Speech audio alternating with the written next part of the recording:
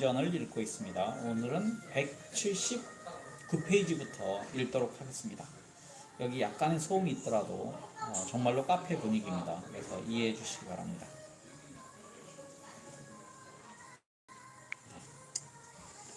제가 이렇게 하면 책이 좀 보이나요?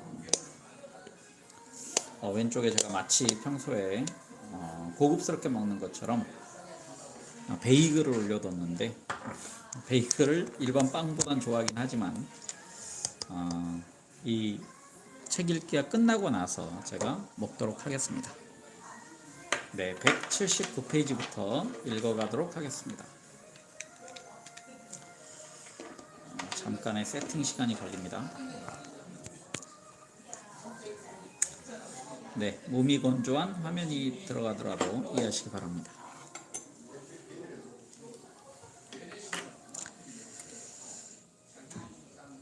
사카린 밀수 사건과 학생 운동,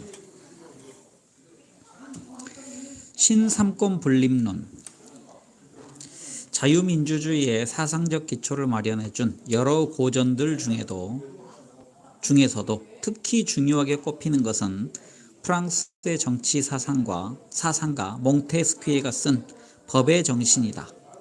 이 저술에서 몽테스키에는 그 유명한 삼권 분립론을 편다. 국가 권력을 입법, 사법, 행정 등으로 국가 권력을 입법, 사법, 행정으로 삼분하여 각각의 기관에게 물을 마시고요. 역시 왕 작가는 인간적입니다. 국가 권력을 입법, 사법, 행정으로 삼분하여 각각의 기관에게 응분의 소임을 맡기고 서로 감시하고 견제하도록 해야만 나라 전체의 힘의 균형이 이루어지고, 이러한 균형을 통해 사회 전체의 발전의 기초가 마련될 수 있다는 것이 삼권 분립론의 요지이다. 만약 오늘 몽테스키웨가 무덤에서 나와 자신의 저서 법의 정신의 개정판을 낸다면 그 내용이 어떨지 생각해보자. 책이 나온 때로부터 2세기 반이라는 많은 연륜이 굴렀다. 세상이 엄청나게 달라진 것이다. 그가 자신의 이론을 구성하면서 유념했던 사회는 국가의 공권력이 모든 것을 좌지우지하던 사회였다. 다시 말하자면 제도 권력이 나라 전체의 힘의 총합과 다르지 않았던 시절이다. 따라서 그의 이론은 국가기관, 즉 공적 부문에 한정된 것이라고 할 수 있다. 그동안 몽테스키웨가 예상치 못한 시민사회가 탄생하여 번성했고, 사적 영역이 공적 영역을 압도한 지 오래이다. 오늘날에는 국가기관 밖에 엄연히 존재하는 사적 기관의 힘을 의식할 수밖에 없다. 대표적인 사적 집단이 언론과 자본이다. 먼저 언론을 보자. 현대사회에서 대중 매체가 보유하는 사회적 힘과 역할을 일러 제4의 신분, The Fourth Estate라고 부른다. 그만큼 대중 매체가 지닌 사회적 힘은 막강하다. 자본의 힘은 더 말할 나위 없다. 시장 경제의 원리가 보편적인 질서로 자리 잡으면서 기업의 창의가 사회 전체의 삶의 질을 제고하는 데 결정적인 기여를 하게 되었다. 그러나 자본의 힘은 때때로 비정하다. 모든 권력은 속성상 남용될 소지가 크고 항상 부패 위험이 따른다. 권력이 서로 감시하지 않고 야합하는 경우에는 나라 전체에 재앙이 온다. 몽테스키웨가 개정판을 쓰더라도 손대지 않을 부분은 견제와 균형의 원리일 것이다. 언론과 자본이 결합하면 언론은 돈의 대변인으로 전락하기 십상이다. 지금도 모든 언론의 사실상의 주인은 광고주라는 그거니 거짓이라고 말할 수 없다. 돈과 권력이 결합한 정경유착의 폐해는 새삼 거론하지 않아도 다들 뼈저리게 느끼고 있는 바이다. 언론 스스로가 법치의 원리를 준수하지 않고 법 위에 군림하는 또 하나의 권력자가 되는 곳은 선진국이 아니다. 세계 굴지의 신문사와 방송국에는 모든 보도 내용이 공표되기 전에 최후의 단계에서 법적인 문제의 검토를 전담하는 사내 법률가가 있다. 취재와 보도의 과정에서 정립된 세부적인 법리를 준수하기 위해 언론 스스로가 마련한 내부 장치인 것이다. 군인 대통령들의 연속적인 집권의 역사를 뒤로하고 김영삼 대통령의 문민정부가 탄생하면서 우리나라에서도 시민단체 역할이 중요해지기 시작했다. 이어 김대중 대통령의 국민의 정부와 노무현 대통령의 참여정부로 이행하면서 우후죽순처럼 늘어난 비정부단체 NGO는 참여민주주의라는 시대정신을 타고 새로운 권력의 주체가 되었다. 그리하여 제도 권력과 자본에 대한 감시자의 임무를 자처하고 나섰다. 이들은 국민의 권리를 보장하고 복지를 증진하기 위해 나섰다고 정당한 소명의식을 내세운다. 한국 사회에서 NGO의 화려한 등장은 제도 권력, 언론, 그리고 자본이라는 새로운 3대 권력 주체 사이에 견제와 균형이 제대로 이루어지지 않았기 때문에 생긴 현상으로 이해할 수 있다. 이 점은 대표적인 NGO로 급부상한 참여연대의 활동과 운영 방식을 보면 더욱 선명하게 드러난다. 재벌 기업을 상대로 소송을 제기하거나 국회의원 선거에서 낙선 운동에 네거티브 캠페인을 주도하는 등 참여연대는 주된 활동의 목표를 권력 감시에 두고 있다. 1999년 봄 참여연대는 국내 5대 재벌 기업의 불법적인 주주총회 운영 관행과 상속세를 포탈하면서 변칙적인 상속 절차를 결행한 재벌기업 대주주의 전횡을 시정하고자 소송을 제기한다. 삼성전자를 상대로 한 소액주주 대표 소송이 한 예이다. 특정 언론은 이 사건에 대해 최대한 침묵을 지켰고 때로는 의도적인 왜곡에 의심이 갈 정도로 사건의 진상에 어긋나게 보도하기도 했다. 이 사건을 계기로 언론과 재벌이 밀착되어 국민 경제와 국법 질서에 중대한 타격을 가한 역사적 선례로 1966년 삼성 재벌의 사카린 밀수 사건이 다시 거론되었다. 사카린 밀수 사건. 국내 첫 재벌신문인 중앙일보는 1965년 9월 22일 창간됐다. 중앙일보는 정치인의 꿈을 이루지 못한 삼성그룹의 창업자 이병철이 제도 권력 대신 언론 권력을 장악하기 위해 창간한 신문이라고 할 수 있다. 중앙일보라는 제호는 일제시대의 선명한 항일의 역사를 남긴 조선중앙일보의 정신적 계승자라는 의미를 강조한 것일지도 모른다. 1933년 여운형에 의해 창간된 조선중앙일보는 1936년 베를린 올림픽 마라톤 우승자 송기정 선수의 유니폼에서 일장기를 지운 채 신문에 사진을 실었고 뒤이어 스스로 정간 상태에 들어갔다. 이 일로 인해 조선중앙일보는 영원히 폐간되고 말았다. 흔히 민족의 신문으로 자처하는 동아일보의 빛나는 항일 업적으로 알려져 있지만 일장기 말살 보도의 거사는 사실 동아일보에 앞서 조선중앙일보가 한 일이었던 것이다. 중앙일보라는 제호의 원천이 어디에 있든 1986년에 출간된 이병철 회장의 정기 호암자전은 이 신문의 창간 배경을 다음과 같이 밝히고 있다. 나는 4.19와 5.16을 거치며 단 한 번 정치가가 되려 생각한 적이 있었다. 기업활동에서 얻은 수익으로 세금을 납부해 정부 운영과 국가방위를 뒷받침하는 경제인의 막중한 사명과 사회적 공헌은 전적으로 무시되고 부정축제자라는 죄인의 오명까지 쓰게 됐다. 이 같은 경제인의 힘의 미약함과 한계를 통감한 것도 정치가가 되려고 한 동기였다. 그러나 1년여를 숙려한 끝에 정치가로 가는 길은 단념했다. 그러면 올바른 정치를 권장하고 나쁜 정치를 못하도록 하며 정치보다 더 강한 힘으로 사회의 조화와 안정에 기여할 수 있는 방법은 없을까를 생각한 끝에 종합 매스컴의 창설을 결심했다. 창간과 함께 중앙일보는 삼성그룹의 자본력을 바탕으로 초고속 성장을 거듭했다. 그런데 재벌신문의 폐해에 대한 우려는 채 1년도 못돼 현실로 드러났다. 1966년 5월 24일 이른바 한국비료 사카린 밀수 사건이 터진다. 당시 삼성이 경남 울산에 공장을 짓고 있던 한국비료가 사카린 2259포대 약 55톤을 건설 자재로 꾸며 들여와 판매하려던 사실이 밝혀진 것이다. 뒤늦게 이를 적발한 부산세관은 6월에 사카린 1059포대를 압수하고 벌금 2천여만 원을 부과한다. 사카린은 값비싼 설탕 대신에 단맛을 낸 데 쓰이던 저급의 대용제였다. 국내 굴지의 재벌 삼성이 사카린을 밀수했다는 것은 충격 그 자체였다.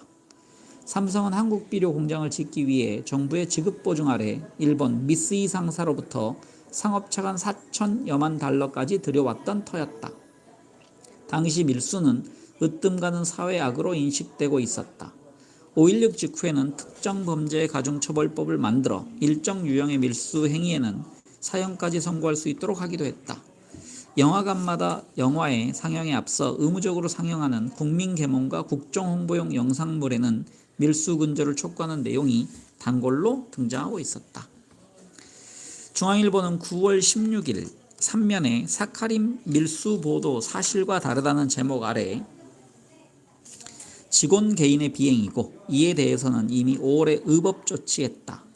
불미스러운 행위 회사선 몰랐다라고 보도했다. 다음 날도 7면에서 당시 부산세관장의 말을 빌려 정당 절차 따라 처벌했다. 밀수품 아니며 내 책임하에 처리했다고 주장했다.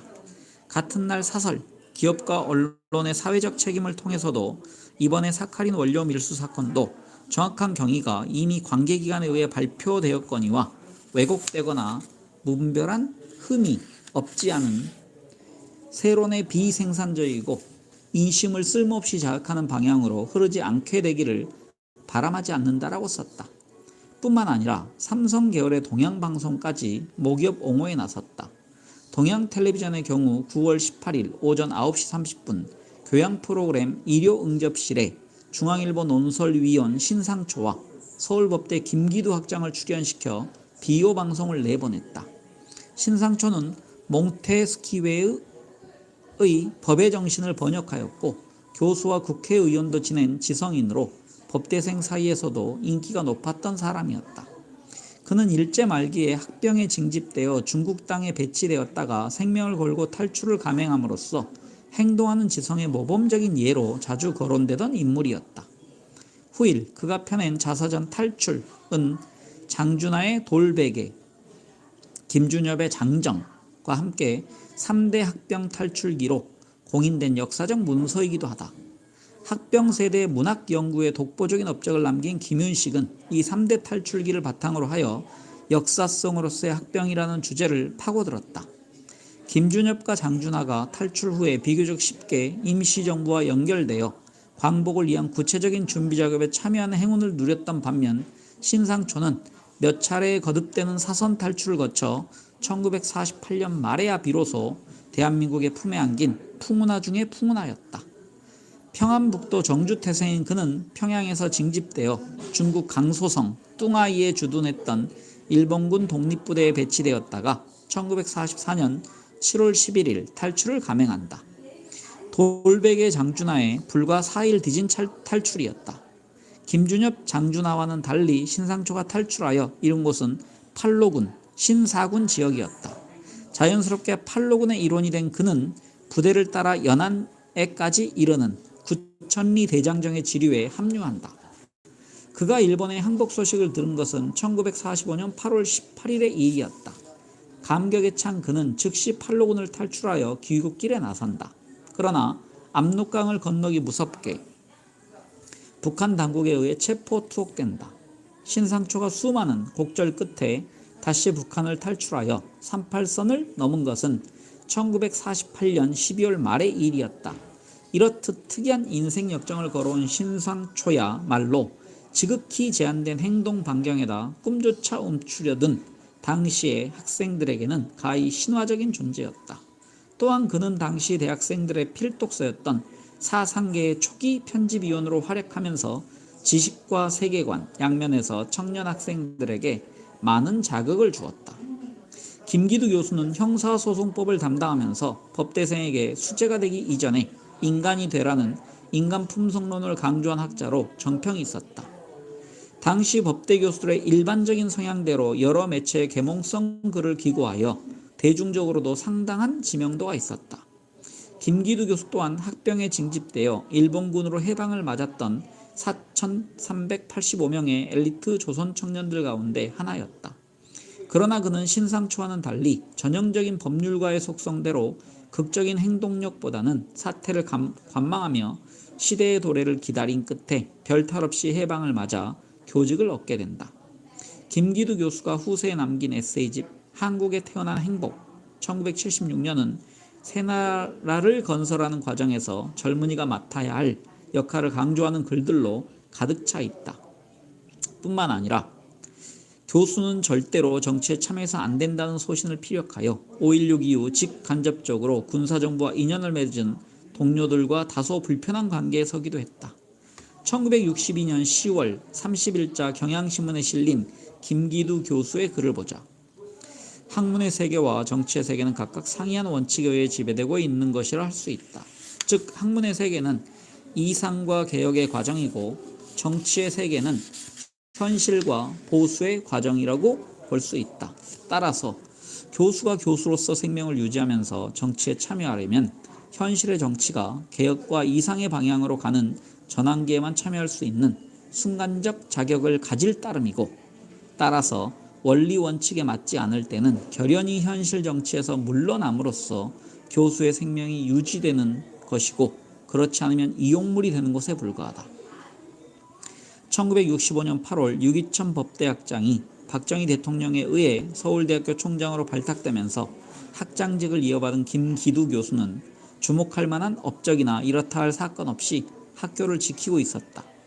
그러던 그가 느닷없이 방송에 출연한 것이 아닌가. 후일 동경제대 동창생인 신상초의 강권을 뿌리치지 못하고 방송에 출연한 거라고 그를 변호하는 교수도 있었다. 어쨌든 신상초와 김기두 두 사람의 대담 형식으로 진행된 텔레비전 생방송에서 김기두 교수는 신상초의 유도성 발언에 끌려든 나머지 결과적으로 밀수를 옹호하는 발언을 한 셈이 되어버렸다. 설탕을 만드는 회사에서 설탕의 경쟁제인 사카린을 밀수한다는 것은 상식에 어긋나는 일인 것 같다는 신상초의 유도성 발언을 받아 언론이 사건의 진실이 규명되기 이전에 지나치게 침소봉대하는 경향이 있다면서 평소에 생각하던 대로 언론의 속성에 대한 비판을 여과 없이 내뱉었던 것이다. 현직 서울법대 학장이 방송에 나가 결과적으로 밀수를 비유하는 발언을 하자 학생들은 당혹스럽기 짝이 없었다.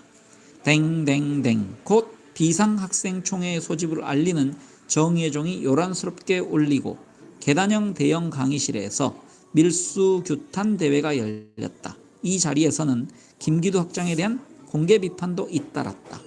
그로부터 27년이 흐른 1993년 중앙일보사에서 펴낸 초대 사장 홍진기의 전기에는 이 사건의 전모가 이렇게 기록되어 있다. 중앙일보는 창간 1년이 못돼 기존 신문 중 최대 발행 부수를 지키고 있던 타지를 1만 부 앞설 수 있었다. 이것은 경쟁사들에게 심각한 위험이었다. 경쟁 회사들의 견제가 시작된 것은 창간 1주년을 앞둔 시점이었다. 마침 한비 사건이 발생하자 경쟁사들은 중앙일보에 포화를 집중했다. 한비 사건은 건설 중이던 비료 공장에서 원료로 들여온 사카린 일부가 유출된 사건이다. 이것은 초기에 발견되어 당국의 사법적 조치가 있었고 회사로서도 관계자들을 문책했다. 그런데 몇몇 신문들이 이 사건을 다시 들춰 정치 문제로 부각시켰다. 그러나 사건의 진상은 전혀 다르다는 주장이 당시에 이 일을 직접 겪었던 당사자의 입에서 나와 세상을 떠들썩하게 만들었다. 같은 해 비운의 황태자로 불리는 이병철 삼성회장의 맏아들 이맹희 씨가 회고록을 냈다. 자신의 불운과 억울한 소회를 여과없이 드러낸 회상록, 묻어둔 이야기, 청산 1993년 발행에서 그는 한국 비료 사카린 밀수 사건은 박정희 대통령과 이병철 회장의 공모 아래에 정부 기관들이 적극 감싸고 돈 엄청난 규모의 조직적인 밀수였다고 주장한 것이다. 자신이 사카린 밀수를 현장에서 지휘했다고 밝힌 이맹희 씨는 이렇게 고백한다. 65년 말 시작된 한국비료 건설 과정에서 일본 미쓰이 공장 건설에 필요한 차관 4,200만 달러를 기계류로 대신 공급하며 삼성에 리베이트로 100만 달러를 줬다. 아버지 이병철 회장은 이 사실을 대통령에게 알렸고 박 대통령은 여러 가지로 만족시키는 방향으로 그 돈을 쓰자고 했다. 현찰 100만 달러를 일본에서 가져오는 게 쉽지 않았다. 삼성은 공장 건설용 장비가, 청와대는 정치 자금이 필요했기 때문에 돈을 부풀리기 위해 밀수를 하자는 쪽으로 합의했다. 밀수 현장은 내가 지휘했으며 박 정권은 은밀히 도와주기로 했다. 밀수를 하기로 결정하자 정부도 모르게 몇 가지 욕심을 실행에 옮기기도 했다. 이참에 평소 들여오기 힘든 공작기계나 건설용 기계를 갖고 오자는 것이다. 당시 밀수 총액은 요즘으로 치면 2천억 원에 해당했다. 밀수한 주요 품목으로는 변기, 냉장고, 에어컨, 전화기, 스테인리스 판도 있다. 이맹씨의 고백이 사실이라면 사카린 밀수 사건은 언론과 자본의 담합에 그치지 않고 국가 권력조차도 한통속이 된 정경언 유착이라는 가장 위험한 선례를 보인 것이다. 한편 사건이 불거지자 국회는 본회의를 열어 특정 재벌 밀수 사건에 관한 질문 안건을 상정 통과시키고 관계 장관들을 소환하여 이 사건의 진상과 책임 소재 등을 추궁하였다. 여야는 대정부 질의를 통해 정부의 재벌 밀수 비호를 비난하고 차관 자금이 어떻게 밀수품에 대한 결제에 사용될 수 있었나를 따지고 삼성그룹의 관련 여부를 밝히라고 요구하였다. 또한 관련자 전원의 즉각 구속과 내각 총사퇴를 요구하였다. 대정부 질의 두 번째 날인 9월 22일 마지막 질의자로 단상에 오른 무소속 김두한 의원은 행동으로 부정과 불의를 규탄한다고 소리치며 정일곤 국무총리, 장기영 부총리 등이 앉아있는 국무위원석으로 비닐봉지에 담아 미리 준비해온 인분을 던졌다. 이 사건으로 이날의 회의가 중단되었음 물론이고 국회는 밀수 사건에 대해 더 이상의 추궁 절차를 진행할 수 없게 되었다. 국회의장 이호상은 즉각 김두한 의원의 징계를 요구하였고 국회 법제사법위원회는 김두한 의원의 제명을 결의하였다. 김두한은 국회의원직을 잃고 국회의장 모욕, 공무집행 방해 등의 혐의로 구속, 기소되어 정치 생명의 종말을 맞았다. 오랜 시일에 걸쳐 갖가지 기행으로 전개에 많은 에피소드를 제공했던 김두한의 야인 시대도 종말을 구하게 된 것이다. 조용래의 사자 후. 삼성 사카린 밀수 사건에 대한 법대생의 성토대회는 2차에 걸쳐 열렸다. 1차 성토대회는 김기두 교수의 발언이 있고 난 바로 다음 날인 9월 19일 오전 비상학생총회 형식으로 열렸다. 당초의 계획은 성토 후에 가두 시위가 예정되어 있었으나 현직 학장이 관련된 점을 감안하여 학내 성토대회로 마감했다. 현직 학장의 실수 때문에 오히려 가볍게 끝난 셈이다. 2차 성토대회는 이 문제가 사회적 이슈로 더 크게 부각되고 급기야 국회 오물투척 사건까지 발생한 후에 열렸다. 법률도서관 앞에 분수대 광장에서 열린 이 집회에는 자발적인 동참자가 500여 명에 이르렀다.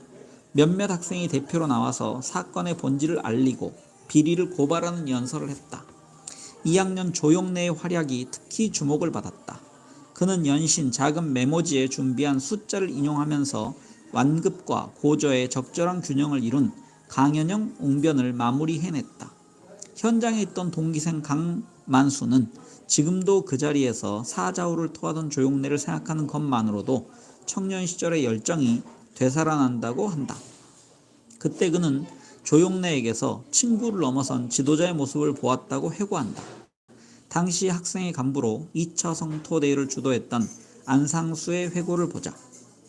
1966년 10월 8일 오전에 서울법대 교정 법의 여신상 앞에서 삼성재벌의 사카린 밀수 사건 성토대회가 열렸다. 당시 나는 학생의 부회장으로서 위 성토대회의 사회를 보았고 2학년이던 조용래 군이 연사로 나서 열변을 토했다. 김규철, 이협, 이영희, 최기선, 장명봉, 김상철 등이 당시 성토대회를 주도했던 인물들이다. 위 성토대회의 책임을 물어 나와 조용래 군에게 10월 12일자로 1개월씩 유기정학 처분이 내려졌다. 학생회장 정영근 군이 이에 항의하는 서명운동을 벌이다가 10월 19일 무기정학 처분을 받게 됨으로써 부득이 나는 법대 학생회장직의 직무를 대행하게 되었다. 당시 언론은 기사나 사설을 통하여 법대 김기도 학장이 나와 조용래 군에 대하여 정학처분을 내린 사실을 비난하였고 10월 22일 유기천 서울대 총장은 나와 조용래, 저형근 군이 정학처분을 받은 것은 당연하다는 취지의 발언을 하여 언론의 비난을 받았다. 10월 25일 서울법대 학생들은 임시총회를 열고 부당한 정학처분을 취소하라고 요구하면서 28일까지 납득할 만한 조치가 없을 경우 무한투쟁을 벌이겠다고 결의하였다. 동아일보에서는 김성환 하백의 고바우 영감과 백인수 하백의 시사만평 만화로 우리에 대한 처벌을 비꼬았다. 그러자 법대 측에서는 10월 28일 강의실 문을 잠그고 휴강 공고를 내었다. 결국 유기천 총장이 사표를 내면서 위 사태는 끝을 맺었다. 학원의 강권 통치자로 군림했던 유기천 총장에 비하면 오나하기 짝이 없는 김기도 학장의 실수를 끝까지 물고 늘어질 학생들이 아니었다. 총장의 퇴진으로 사안이 일단락된 마당에 새삼스레 학장을 표적으로 삼을 이유가 없었다. 2학년 조용래는 이 사건을 계기로 더한층 학생운동의 중심 인물로 부상한다. 삼성 사카린 밀수 사건은 정치 권력, 언론, 재벌의 3대 권력이 야합한 사건으로 오래도록 박정희 공화국의 도덕성에 큰 부담이 되었다. 일제강점기의 조선인 변호사로서 김병로, 허언과 함께 3인 변호사로 불리면서 독립운동가들을 위한 사상변론 활동을 주도했고 해방 후 초대 법무부 장관을 지낸 법조계 원로 이인은 이 사건을 일러 법치주의의 장송이라고까지 개탄했다. 당시 국민이 가장 신뢰하는 대표적인 정론지였던 동아일보는 이 사건의 사법적 처리를 보고 이렇게 평했다. 국민은 삼성 밀수 사건의 전모를 알고 있으며 수사도 이미 다 해놓았다. 왜 검찰만이 사건의 내용을 모르는가?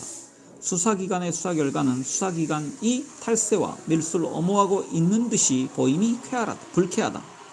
또 가장 공정해야 할 수사기관이 독립적이고 능동적인 행동을 하지 못하고 정권의 땡땡 기관으로 전락했다는 사실을 확인해준 셈이다. 수사기관마저 자주적인 행동을 하지 못하고 특권층을 비호하는 데만 급급하다면 이 나라는 혼란의 와중에 들어갈 염려가 있다. 참으로 암담한 일이다. 이렇게 펄펄 기회가 살아있던 정론지 동아일보도 박정희 정권의 절대 권력이 강화됨에 따라 굴종의 길을 걷지 않을 수 없었고 마침내 1974년에 무더기 기자해고 사태라는 언론 대란을 겪게 된다.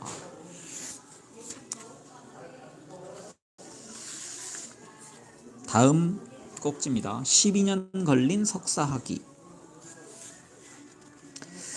대학원 진학. 영래는 졸업 이후 진로를 모색하는 과정에서 코리아 헤럴드 입사 시험에 합격하여 몇 개월 수습기자 생활을 하기도 하지만 1969년 3월 대학 시절의 정신적 후견인이었던 선배 이영희와 함께 대학원에 진학한다. 대학원은 장차 학자가 되기를 꿈꾸는 사람들이 몸담는 곳이다. 영래의 대학원 진학은 많은 교수들에게 환영을 받았다. 비록 학부 4년 내내 운동권 학생으로 일관했지만 교수들 가운데 그 누구도 학자로서의 영래의 자질과 지적 능력을 의심하지 않았던 것이다. 당시 민법학계에 떠오르는 별이었던 곽윤직 교수는 대학 입학 직후부터 조영래를 주목한다. 그러나 곽 교수는 조영래의 부실한 수업 태도나 시험 답안지를 보고 실망한다. 무엇보다 법학도의 기본적인 성실성이 결여되어 있던 영래에게 오랫동안 면죄부를 줄 수는 없었다. 그런데 4학년 초의 일이다. 가장 똑똑한 학생은 교수가 되어야 한다고 믿었던 곽 교수는 영래에게 대학원에 진학하여 장차 교수가 될 것을 권유한다. 영래 또한 그러겠노라고 답한다. 대학원에서 무슨 법을 전공하겠느냐는 곽 교수의 이어지는 물음에 민법이라고 대답했다고 한다. 곽윤직 교수와 나눈 대화에서 영래의 답변에 실린 진심이 무엇이었든 상관없이 적어도 어느 선생에 대해서나 예의를 갖추는 기본 소양이 있었던 영래였기에 사람들의 신의를 얻을 수가 있었다는 점만은 분명하다. 민법은 모든 법의 근원이다. 문자 그대로 백성의 규범이다. 법 중에서도 가장 기초가 되는 민법은 사법시험을 준비한 수험생은 물론 모든 법학도가 시대의 경전처럼 여기는 법의 영역이다. 민법은 한 나라, 한 사회의 전통과 문화의 집적체이다. 그만큼 민법은 국민의 일상생활과 밀착되어 있다. 영래의 탁월한 지적 능력에 관심을 가진 교수가 한둘이 아니었지만 그는 실제로 대학원에 진학하여 민법을 전공하기로 한다. 흔히 사회 문제에 직접적인 관심을 가지는 법학도는 기질적으로 민법이라는 기본법 과목을 소홀히 하기 쉽다. 근대 자유주의와 사적 자치의 원칙을 대전제로 하는 민법의 기본 정신과 세부적 법리는 가능한 한 국가의 개입을 꺼린다. 공익, 형평, 배분적 정의 등의 이념을 근거로 하여 국가가 사적 거래에 개입하는 것을 선호하는 사람들에게는 민법이 지나치게 현상 유지를 기본 이념으로 삼는 방어적 무기로 보인다. 때문에 역동적인 사회에서 법을 통해 사회 변혁을 꿈꾸는 법학도들에게 민법이라는 과목은 매력을 주지 못하기 십상이다. 그러나 민법이야말로 모든 법 이론의 출발점이고 법학 수련의 기초이다. 예컨대 노동법도 노사 간의 계약 문제에서 출발하는 것이다. 1995년 김영삼 정부 시절 대학원 과정의 로스쿨 제도의 도입을 골자로 하는 사법개혁의 시도에 대해 노골적인 반대와 저항의 태도를 견지했던 대법원이 그로부터 10년 후에는 열린 자세로 전환하여 앞장서서 개방적인 토론을 유도하는 이유도 학제의 개혁 없이 학원 중심으로 이루어지는 법학교육과 파행적 상태에서 운영되는 사법시험 제도에 대한 불신에서 출발한다. 그런데 신임 법관들의 법학 실력을 가늠하는 기본 척도는 방대한 분량의 민법을 어느 정도 체계적으로 이해하고 있는가이다. 민법도 제대로 모르는 신임 법관이 양산될 수밖에 없는 제도라면 혁파의 대상이 될 수밖에 없다. 곽윤직 교수는 영내로 하여금 자신의 연구실을 사용하게 한다. 교수 연구실에서 조교 겸 비서 노릇을 하면서 수련을 쌓은 학생들이 후일 교수가 되는 것은 너무도 자연스러운 전통이었다. 곽 교수는 영내에게 충무로의 소피아 서점에 가서 독일어 원서를 사오라고 시킨다. 당시 소피아 서점은 서울에서 유일한 독일 문헌의 공급처였다. 며칠 후 영내가 책을 사왔다고 하자 곽 교수는 영내에게 일주일에 한 장씩 원서를 읽고 자신과 토론할 것을 주문한다. 일주일 후에 영내가 아직 준비되지 않았다고 답하자 또 한 주의 말미를 준다. 3주가 지나도 영내의 대답은 마찬가지였다. 마침내 곽 교수는 법학자 조영래의 꿈을 접는다. 학자가 되기에는 기본 자세가 틀렸고 적성이 맞지 않는다고 판단한 곽 교수는 단기적 성과를 바탕으로 세상에 직접 기여할 수 있는 실무 법조인의 길을 권유한다. 그러나 영내가 사법시험의 길을 택한 것은 곽 교수의 충고 때문만은 아니었다. 그의 마음속에는 이미 현장에서 법의 문제를 제기하고 싸울 결심이 서 있었던 것이다. 영내에게 필요한 것은 학위가 아니라 변호사 자격증이었다. 이러한 인생 설계에 따라 영내는 석사 학위에 필요한 학점을 취득하고 졸업 논문 초고를 거의 마무리해둔 후에 사법시험 준비에 몰두한다. 세상을 앞서간 석사 논문. 영내의 인적 교류는 대학원에 들어와서 더욱 넓어진다. 영래는 당시 서울법대에 머물고 있던 제1교포학자 김익순의 주선으로 이영희와 함께 일본 유학을 떠날 생각도 해본다. 그런데 일본을 잘 아는 이한기 교수는 김익순의 동태가 석연치 않다고 생각하여 강하게 반대한다. 고심 끝에 두 사람은 일본 유학을 포기한다. 훗날 문제의 김익순은 간첩 혐의로 체포되어 처벌을 받았는데 조용래를 포섭 대상으로 삼았다고 자백했다는 후문이 있다. 이영희는 대학원을 졸업한 후에 노동운동과 학생운동을 결합할 의도로 한국노총에 입사한다. 현장 체험을 통해 노동자들에게 결정적인 도움이 되는 지적 체계를 구축하여 제공하겠다는 결심이었다. 그러나 그는 독일 유학을 거쳐 후일 교수의 길을 선택함으로써 방향을 수정하게 된다. 노동 현장에서 지식인이 기여할 수 있는 일의 한계를 느꼈기 때문이라고 이영희는 나중에 고백한다.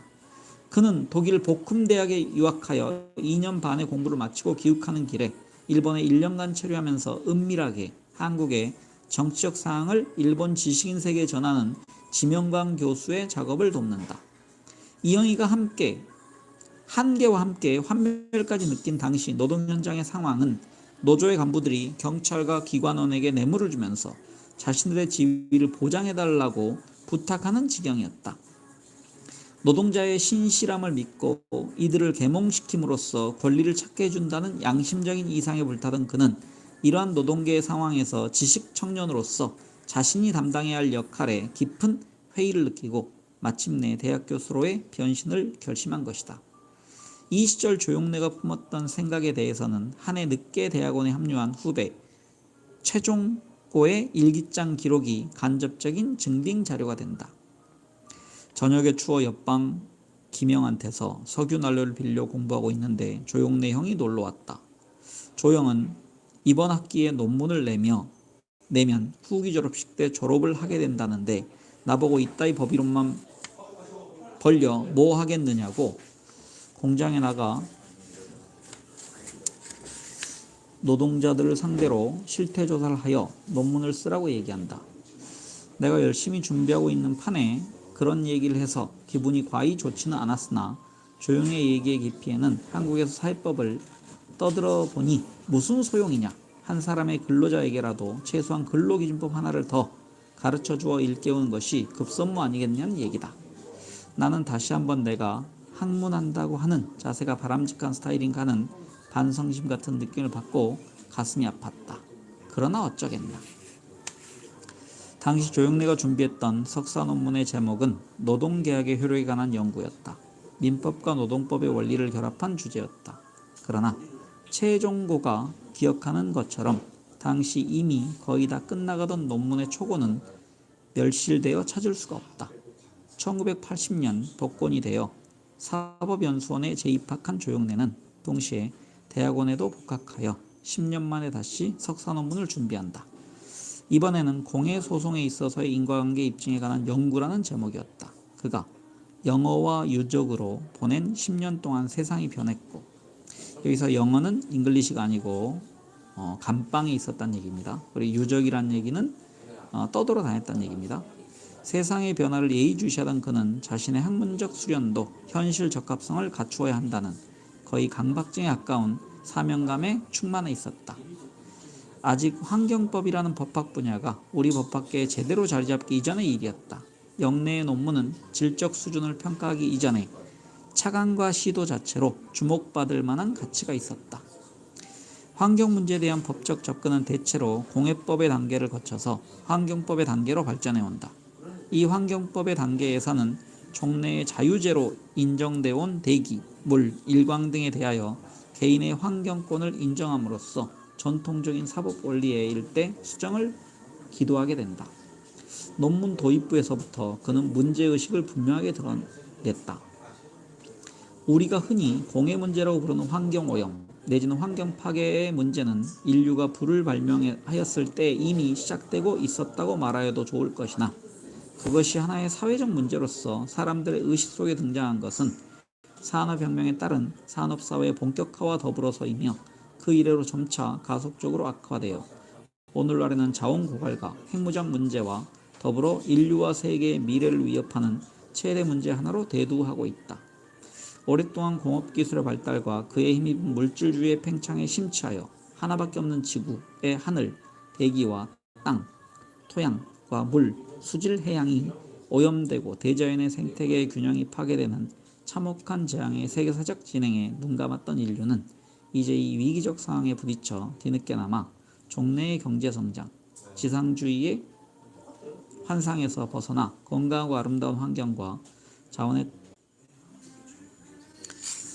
중간에 다시 읽겠습니다.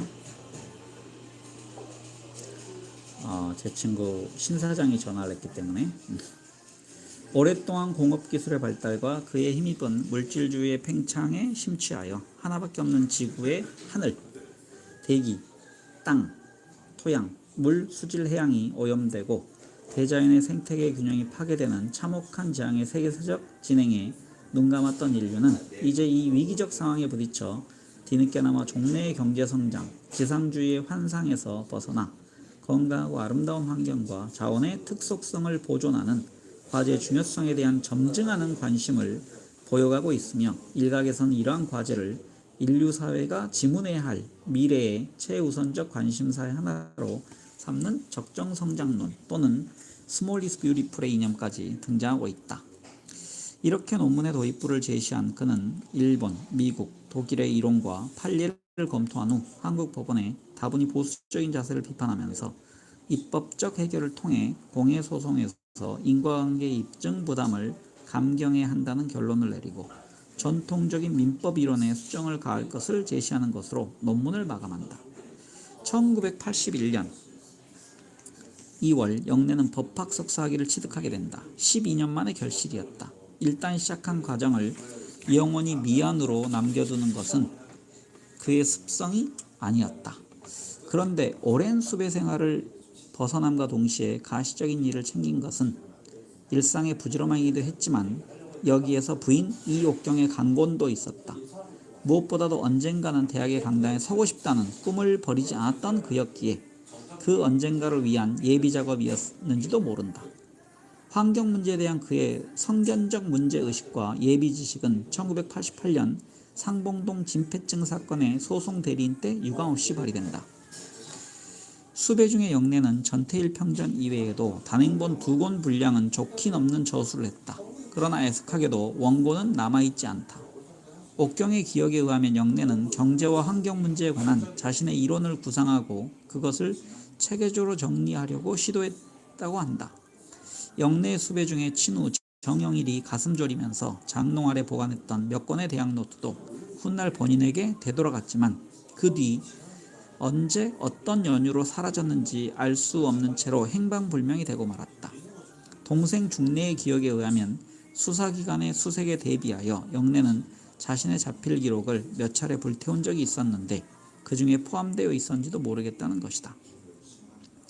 석사 논문의 지도교수였던 이호종 교수는 조용래를 우수한 지적 종합력을 가진 학생이라고 평한다. 심사위원장 곽윤직 교수의 심사평은 기록으로 남아있지 않다.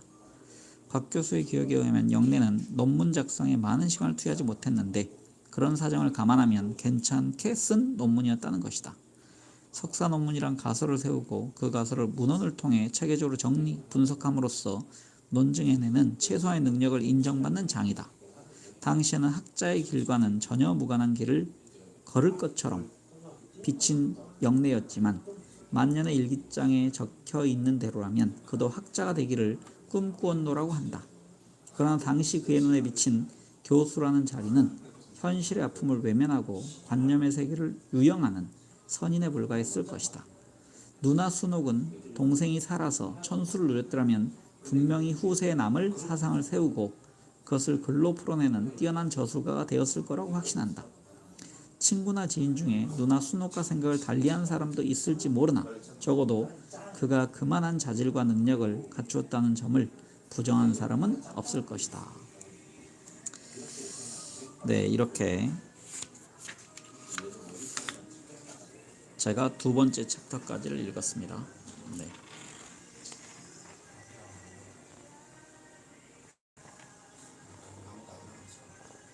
네, 함께 책을 읽으신 여러분께 다시 한번 감사드립니다.